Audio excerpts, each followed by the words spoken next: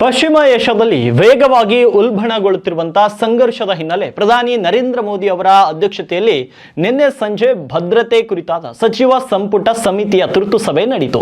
ಈ ಪ್ರದೇಶದಲ್ಲಿ ವಾಸಿಸುತ್ತಿರುವ ಮತ್ತು ಕೆಲಸ ಮಾಡುತ್ತಿರುವ ಸುಮಾರು 90 ಲಕ್ಷ ಭಾರತೀಯರ ಸುರಕ್ಷತೆಯೇ ಸಭೆಯ ಪ್ರಮುಖ ಚರ್ಚೆ ವಿಷಯವಾಗಿತ್ತು. ಅಮೆರಿಕ ಮತ್ತು ಇಸ್ರಾಯೇಲ್ ಇರಾನ್ ಮೇಲೆ ನಡೆಸಿದ ಸಂಘಟಿತ ವೈಮಾನಿಕ ದಾಳಿಗಳು ಮತ್ತು ಅದಕ್ಕೆ ಪ್ರತಿಯಾಗಿ ಇರಾನ್, ಕತಾರ್ ಮತ್ತು ದುಬೈ ಸೇರಿದಂತೆ ಗಲ್ಫ್ ದೇಶಗಳಲ್ಲಿನ ಅಮೆರಿಕದ ಮಿತ್ರ ರಾಷ್ಟ್ರಗಳ ಮೇಲೆ ಬಾಂಬ್ ದಾಳಿ ನಡೆಸಿದ ನಂತರ ಈ 3 ಗಂಟೆಗಳ ಸುದೀರ್ಘ ಸಭೆ ನಡೆಯಿತು.